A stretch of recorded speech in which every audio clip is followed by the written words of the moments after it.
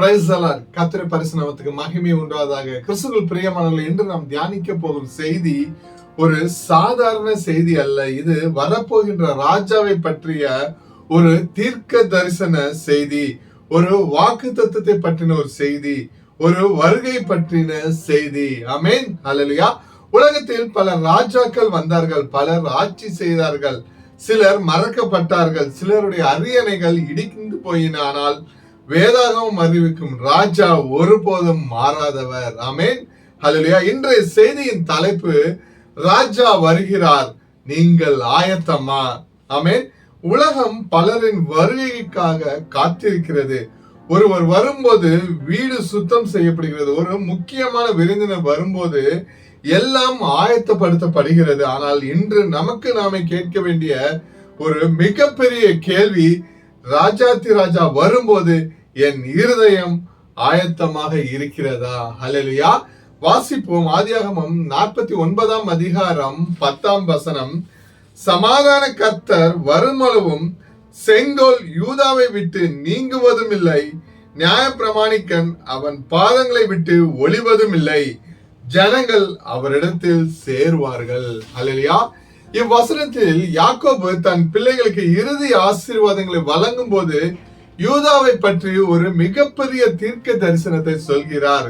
சீலோ வரும் மட்டும், அதாவது தேவனுடைய திட்டத்தில் ஒரு ராஜா வருகிறார், அவருடைய ஆட்சி நிலைத்திருக்கும், அவரிடம் ஜனங்கள் கூடுவார்கள் மற்றும் அவருக்கு கீழ்ப்படிவார்கள் என்று வேதாகமம் குறிப்பிடுகிறது. அந்த ராஜா யார்? அவரே நாம் விசுவாசிக்கிற இயேசு கிறிஸ்து. சத்தமாக சொல்வோமா? அவரே நான் விசுவாசிக்கிற இயேசு கிறிஸ்து. இன்று நம்முடைய கேள்வி, ராஜா வருகிறார், நீங்கள் ஆயத்தமா? இவ்வசனத்திலிருந்து நாம் கற்றுக்கொள்ள வேண்டிய 7 முக்கியமான சத்தியங்களை இன்று நாம் தியானிப்போம். முதலாவது, ராஜா வருகிறார், இது தேவனின் வாக்குறுதி. ஹல்லேலூயா. ஆதியாகமம் 49 அதிகாரம் 10 வசனம் என்பது வெறும் மனித விருப்பம் மட்டுமல்ல, மாறாக அது தேவனுடைய திட்டத்தை வெளிப்படுத்தும் ஒரு தீர்க்க தரிசன வார்த்தையாகும். ஹல்லேலூயா. யூதா கோத்திரத்திலிருந்து அரசு அதிகாரம் தோன்றும் என்று தேவன் முன்னறிவித்தார். பின்னர் வேதாகம வரலாற்றில் தாவீது தோன்றினார், அவருடைய வம்சத்திலிருந்து அரசர்கள் எழுந்தனர். இறுதியில் இயேசு கிறிஸ்து அந்த வம்சத்தின் நிறைவாக வந்தார். ஆமென். 2 சாமுவேல் 7 அதிகாரம் 16 வசனத்தில், உன் வீடும் உன் ராஜ்யமும் என்றென்றைக்கும் உனக்கு முன்பாக ஸ்திரப்பட்டிருக்கும், உன் ராஜாசனம் என்றென்றைக்கும் நிலை பெற்றிருக்கும் என்கிறார் என்று சொல்ல சொன்னார். ஆமென். இந்த வாக்குத்தத்தம் இறுதியில் இயேசு கிறிஸ்துவில் நிறைவேறுகிறது. மத்தேயு 1 அதிகாரம் 1 வசனத்தில், ஆபிரகாமின் குமாரனாகிய தாவீதின் குமாரரான இயேசு கிறிஸ்துவனுடைய வம்ச வரலாறு என்று குறிப்பிடப்பட்டுள்ளது. இது மிகவும் ஒரு ஆழமான உண்மை. எனக்கு பிரியமானவர்களே, தேவன் சொன்னது நிறைவேறுகிறது. ஹல்லேலூயா. இயேசு கிறிஸ்து ஒரு சாதாரண ராஜா அல்ல, அவர் ராஜாதி ராஜா, அவர் கர்த்தாதி கர்த்தர். வெளிப்படுத்தின விசேஷம் 19 அதிகாரம் 16 வசனத்தில் ராஜாதி ராஜா, கர்த்தாதி கர்த்தர் என்று குறிப்பிடப்பட்டுள்ளது. உலக ராஜாக்கள் வந்து செல்கிறார்கள், அரசாங்கங்கள் மாறுகின்றன, பதவிகள் மாறுகின்றன, சூழ்நிலைகள் மாறுகின்றன. ஆனால் இயேசு கிறிஸ்துவின் ராஜ்யம் என்றென்றும் மாறாதவை. ஹல்லேலூயா. மனிதர்களுடைய வார்த்தை மட்டும் நம்பாதீர்கள், தேவனுடைய வாக்கு தத்தத்தை பிடித்துக் கொள்ளுங்கள். ஹல்லேலூயா. ஆமென். இரண்டாவதாக, ராஜா வருகிறார், ஆகவே உங்கள் இருதயத்தை ஆயத்தப்படுத்துங்கள். ஒரு ராஜா வருகிறார் என்றால் அரண்மனை எப்படி ஆயத்தமாகும்? சுத்தப்படுத்தப்படும், அலங்கரிக்கப்படும், தேவையற்ற பொருட்களை எல்லாம் அப்புறப்படுத்துவார்கள். ராஜாவுக்காக எல்லாம் தயாராக வைக்கப்படும். அப்படியானால் இயேசு கிறிஸ்து ராஜாவாக வருகிறார் என்றால் நம்முடைய இருதயம் எப்படி இருக்க வேண்டும்? வாசிப்போம். மத்தேயு 3 அதிகாரம் 3 வசனம். கர்த்தருக்கு வழியை ஆயத்தப்படுத்துங்கள், அவருக்கு பாதைகளை செவ்வாய் பண்ணுங்கள் என்று வனாந்திரத்தில் கூப்பிடுகிறவனுடைய சத்தம் உண்டென்று ஏசாயா தீர்க்கதரிசினால் சொல்லப்பட்டவன் இவனே என்று குறிப்பிடப்பட்டுள்ளது. யோவான் ஸ்நானகன் இந்த செய்தியை தான் அறிவித்தார். ஆயத்தப்படுங்கள் என்று தேவன் நம்மிடமே அதையே கேட்கிறார். நீ ஆயத்தமா? ஹல்லேலூயா. ஆயத்தம் என்பது ஒரு வெளிப்புற அலங்காரம் மட்டுமல்ல. எனக்கு பிரியமானவர்களே, ஆயத்தம் என்பது பாவத்தை விட்டு விலகுதல், இருதயத்தை சுத்திகரித்தல், தேவனோடு உறவை சீரமைத்தல், மன்னிப்பு குறைவுகளை மன்னித்தல், ஜெப வாழ்க்கையை புதுப்பித்தல், வசனத்தில் நிலைத்திருத்தல், இயேசு கிறிஸ்துவை உண்மையான ஆண்டவராக இரட்சகராக ஏற்றுக்கொள்ளுதல். சில நேரங்களில் நாம் வீட்டை சுத்தம் செய்கிறோம், ஆனால் இருதயத்தை சுத்தம் செய்ய மறந்து விடுகிறோம். மனிதர்களுக்கு முன்னால் நன்றாக தோன்றலாம், ஆனால் தேவன் இருதயத்தை பார்க்கிறார். ஹல்லேலூயா. 1 சாமுவேல் 16 அதிகாரம் 7 வசனத்தில் கர்த்தர் சாமுவேலை நோக்கி, நீ இவனுடைய முகத்தையும் இவனுடைய சரீர வளர்ச்சியும் பார்க்க வேண்டாம், நான் இவனை புறக்கணித்தேன். மனுஷன் பார்க்கிறபடி நான் பாரேன், மனுஷன் முகத்தை பார்ப்பான், கர்த்தரோ இருதயத்தை பார்க்கிறார் என்றார். ஹல்லேலூயா. கவனியுங்கள், மனுஷன் பார்க்கிறபடி அல்ல எனக்கு பிரியமானவர்களே, கர்த்தர் இருதயத்தை பார்க்கிறார். ஹல்லேலூயா. உங்கள் வாழ்க்கையில் தேவனுக்கு இடையூறாக இருப்பது ஏதாவது இருக்கிறதா? மன்னிக்காத மனமா, மறைக்கப்பட்ட பாவமா, தேவனை விட முக்கியமாகிவிட்ட உலக பற்றா, ஜெபமில்லாத வாழ்க்கையா, ஆவிக்குரிய அலட்சியமா என்று ஆண்டவர் கேட்கிறார். ஹல்லேலூயா. எனக்காக உன் இருதயத்தை ஆயத்தப்படுத்து. ஆகவே இன்றைய உங்களுக்கான கேள்வி, நான் மற்றவர்களுக்கு முன்பாக ஆயத்தமா அல்லது தேவனுக்கு முன்பாக நான் ஆயத்தமா என்று நமக்கு நாமே கேள்வி கேட்டுக்கொள்வோமா?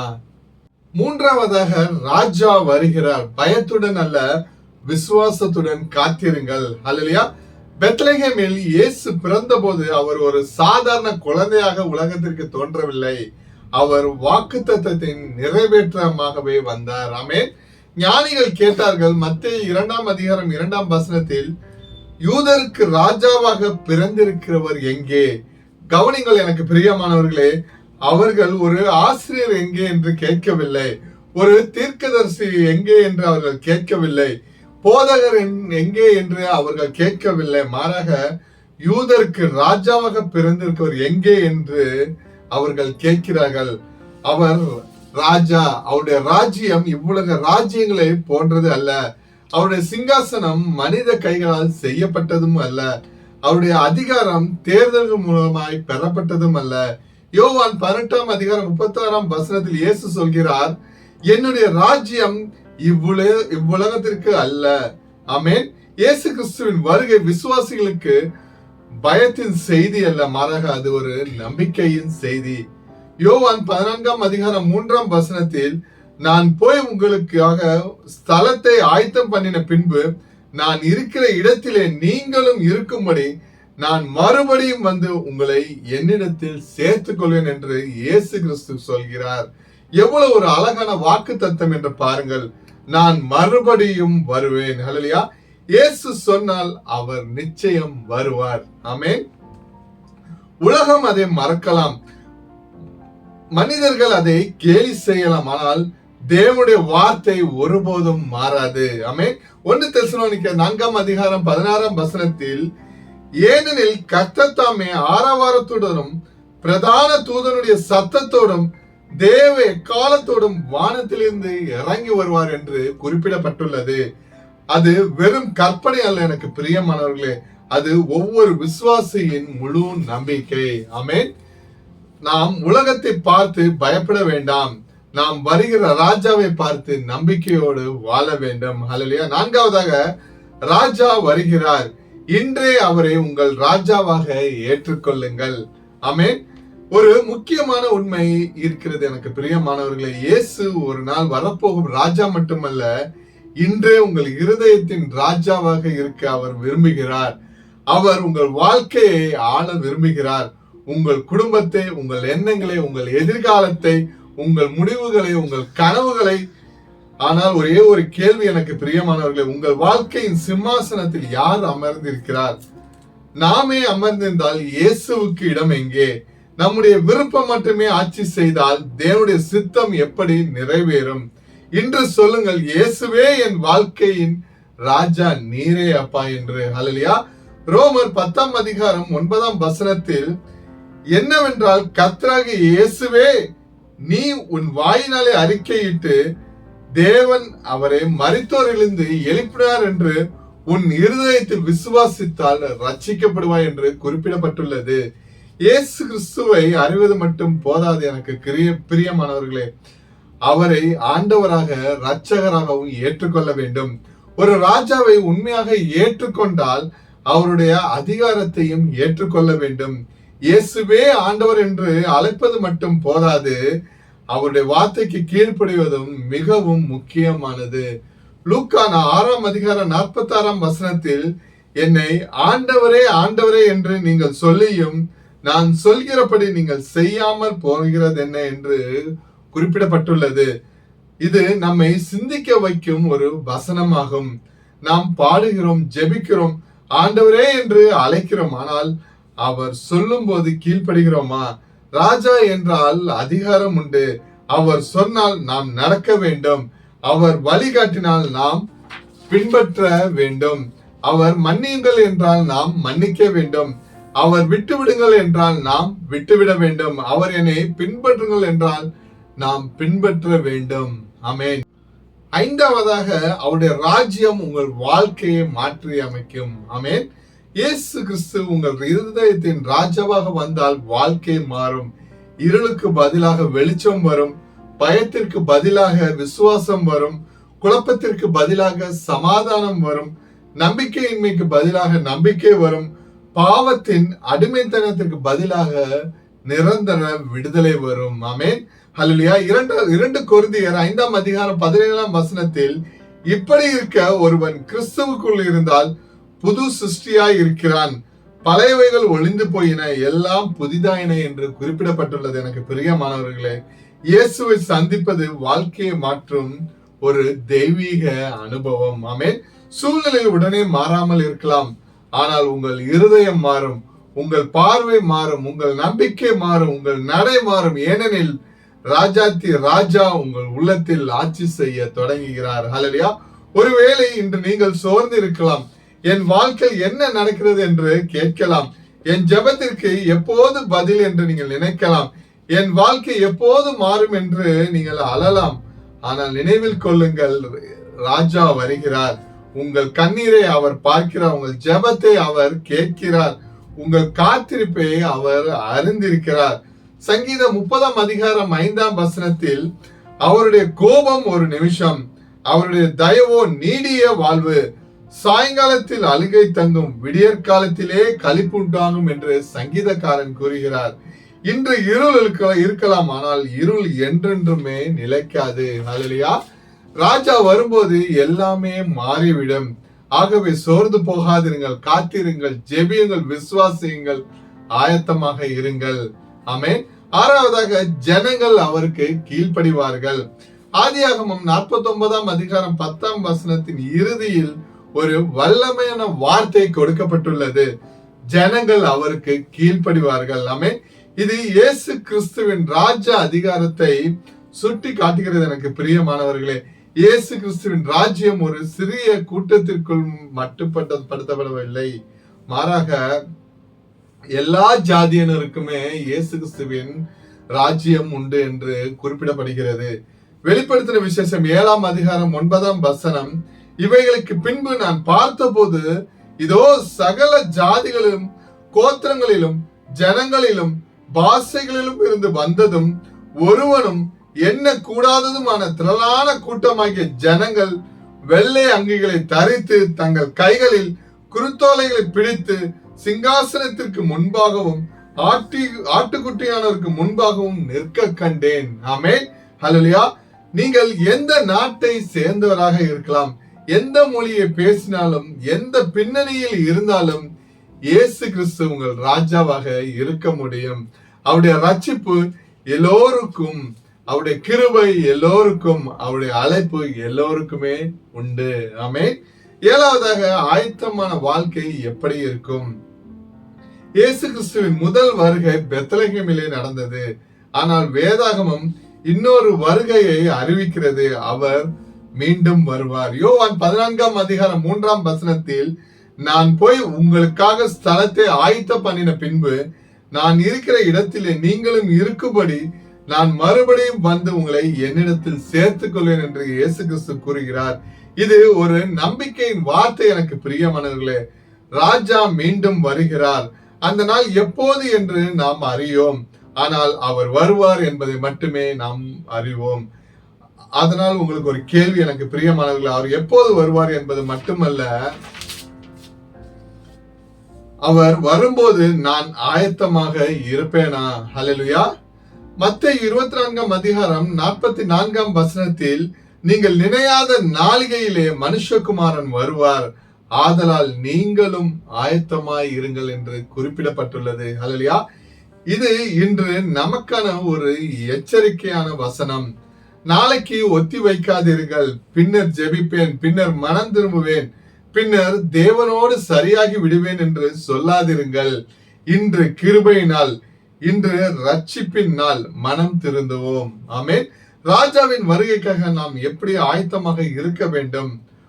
ஒன்னாவது, பாவத்தை விட்டு விடுங்கள். 1 யோவான் 1 அதிகாரம் 9 வசனத்தில், நம்முடைய பாவங்களை நாம் அறிக்கையிட்டால் பாவங்களை நமக்கு மன்னித்து எல்லா அநியாயத்தையும் நீக்கி நம்மை சுத்திகரிப்பதற்கு அவர் உண்மையும் நீதியும் உள்ளவராய் இருக்கிறார் என்று குறிப்பிடப்பட்டுள்ளது. இரண்டாவது, வசனத்தில் நிலைத்திருங்கள். சங்கீதம் 119 அதிகாரம் 105 வசனத்தில், உம்முடைய வசனம் என் கால்களுக்கு தீபமும் என் பாதைக்கு வெளிச்சமாய் இருக்கிறது. மூன்றாவதாக, ஜெப வாழ்க்கையை வளர்த்துக் கொள்ளுங்கள். 1 தெசலோனிக்கர் 5 அதிகாரம் 17 வசனத்தில், இடைவிடாமல் ஜெபம் பண்ணுங்கள் என்று குறிப்பிடப்பட்டுள்ளது. நான்காவதாக, அன்பில் வாழுங்கள். யோவான் 13 அதிகாரம் 34 வசனத்தில், நீங்கள் ஒருவரில் ஒருவர் அன்பாய் இருங்கள், நான் உங்களில் அன்பாய் இருந்தது போல நீங்களும் ஒருவரில் ஒருவர் அன்பாய் இருங்கள் என்று கூறுகிறார். ஐந்தாவதாக, விழித்திருங்கள். மத்தேயு 24 அதிகாரம் 44 வசனத்தில், நீங்கள் நினையாத நாளிகையிலே மனுஷகுமாரன் வருவார், ஆதலால் நீங்களும் ஆயத்தமாயிருங்கள். ஆகவே நாளைக்கு ஆயத்தப்படுவேன் என்று சொல்லாதிருங்கள், இன்றே ஆயத்தமாயிருங்கள். ஆமென். ஹல்லேலூயா. கிறிஸ்துவுக்குள் பிரியமான சகோதர சகோதரிகளே, ஒரு நாள் நாம் அனைவரும் ராஜாவின் முன்னிலையிலே நிற்க போகிறோம். அந்த நாள் பதவி முக்கியமில்லை, பணம் முக்கியமில்லை, புகழ் முக்கியமில்லை, உலகம் உங்களை எவ்வளவு பாராட்டியது என்பது முக்கியமல்ல. முக்கியமான ஒரே ஒரு கேள்வி, நீங்கள் இயேசுவுக்கு சொந்தமானவரா? ஹல்லேலூயா. இன்று கர்த்தர் உங்களை அழைக்கிறார். உங்கள் இருதயத்தை திறந்து விடுங்கள். உங்கள் கடந்த காலத்தை அவரிடம் கொடுத்து விடுங்கள். உங்கள் காயங்களை அவரிடம் கொடுங்கள். உங்கள் பயங்களை அவரிடம் கொடுங்கள். உங்கள் எதிர்காலத்தை அவரிடம் கொடுங்கள். ராஜாதி ராஜா வருகிறார். ஆகவே உங்கள் இருதயம் ஆயத்தமாகட்டும், உங்கள் வீடு ஆயத்தமாகட்டும், உங்கள் குடும்பம் ஆயத்தமாகட்டும், உங்கள் வாழ்க்கை ஆயத்தமாகட்டும். இன்று நாம் ஒன்றாக சேர்ந்து சொல்வோமா? இயேசுவே, நீரே என் ராஜா, என் வாழ்க்கையை ஆளும், என் இருதயத்தை நீர் சுத்தப்படுத்தும், உமது வருகைக்காக என்னை முழுமையாக ஆயத்தப்படுத்தும். வெளிப்படுத்தின விசேஷம் 20 வசனத்தில் இயேசு கிறிஸ்து கூறுகிறார், இவைகளை சாட்சியாக அறிவிக்கிறவர் மெய்யாகவே நான் சீக்கிரமாக வருகிறேன் என்றார். அதற்கு யோவான் சொல்கிறார், ஆமேன், கர்த்தராகிய இயேசுவே வாரும். ஆமேன். ஹல்லேலூயா. கிறிஸ்துவுக்குள் பிரியமானவர்களே, அந்த ஜெபம் இன்று நம்முடைய ஜெபமாக மாறட்டும். கர்த்தராகிய இயேசுவே வாரும். ஆமேன். ஹல்லேலூயா. ஆனால் அவர் வருவதற்காக காத்திருக்கிற நாம் அவரை சந்திக்க இப்போதே ஆயத்தமாக இருப்போமா? இன்று உங்கள் இருதயத்தில் சொல்லுங்கள், இயேசுவே, நீரே என் ராஜா, என் இருதயத்தின் சிங்காசனம் உமக்கே அப்பா, என் வாழ்க்கையை உமக்காக ஒப்பு கொடுக்கிறேன். நீர் வரும்போது நான் ஆயத்தமாக இருக்க விரும்புகிறேன். ஆமென். அல்லேலூயா. எனக்கு அன்பானவர்களே, இன்று கண்களை மூடி பரத்துக்கு நேராக கரங்களை உயர்த்தி ஜெபிப்போமா? அன்பின் பிதாவே, பரலோக தேவனே, இந்த அற்புதமான காலை பொழுதில் உம்மை துதிக்க தந்த கிருபைக்காக நாங்கள் நன்றி செலுத்துகிறோம் அப்பா. உம்முடைய வாக்கு தத்தங்களுக்காக உமக்கு நன்றி செலுத்துகிறோம். யூதாவின் கோத்திரத்தில் இருந்து வருவார் என்று அறிவிக்கப்பட்ட ராஜா இயேசு கிறிஸ்து எங்களுக்காக வந்ததற்காக உமக்கு நன்றி பலி ஏறெடுக்கிறோம் அப்பா. ஆண்டவரே, எங்கள் இருதயத்தை நீர் சுத்தப்படுத்துவீராக. எங்கள் வாழ்க்கையில் உமக்கு எதிராக நிற்கும் அனைத்தையும் நீர் அகற்றுவீராக அப்பா. எங்கள் இருதயத்தின் சிங்காசனத்தில் நீரே ராஜாவாக வீட்டு இருப்பீராக. பாவத்திலிருந்து எங்களை பிரித்து பரிசுத்த வாழ்க்கை வாழ நீர் கிருபை செய்வீராக அப்பா. உம்முடைய வருகைக்காக எங்களை நீர் ஆயத்தப்படுத்தும். எங்கள் குடும்பங்களையும் பிள்ளைகளையும் சபையையும் உம்முடைய கரத்தில் நாங்கள் ஒப்பு கொடுத்து ஜெபிக்கிறோம் அப்பா. ராஜா வருகிறார். அவர் வரும்போது இதோ எங்கள் ஆண்டவர் என்று மகிழ்ச்சியுடன் வரவேற்கும் கிருபையை எங்களுக்கு தாரும் அப்பா. கர்த்தராகிய இயேசுவே வாரும். உமது வருகைக்காக எங்களை ஆயத்தப்படுத்தும். இயேசு கிறிஸ்துவின் வல்லமையான நாமத்தினால் ஜெபிக்கிறோம் ஜீவன் நல்ல தகப்பனே. ஆமேன், ஆமேன், ஆமேன். இந்த நற்செய்தி உங்களுக்கு ஆசீர்வாதமா இருக்கும் என்று நான் கர்த்தருக்குள் விசுவாசிக்கிறேன். தினமும் தேவனுடைய வார்த்தை கேட்டு உங்கள் ஆவிக்குரிய வாழ்க்கையை வளர எங்களோடு இணைந்திருங்கள். லைக் பண்ணுங்க, மற்றவங்களுக்கு ஷேர் பண்ணுங்க. இது போன்ற தேவ நற்செய்தியை தொடர்ந்து பெற எங்கள் சேனல்களை மறக்காம சப்ஸ்கிரைப் செய்து கொள்ளுங்கள். கர்த்தர் தாமே உங்களை ஆசீர்வதிப்பாராக. God bless you.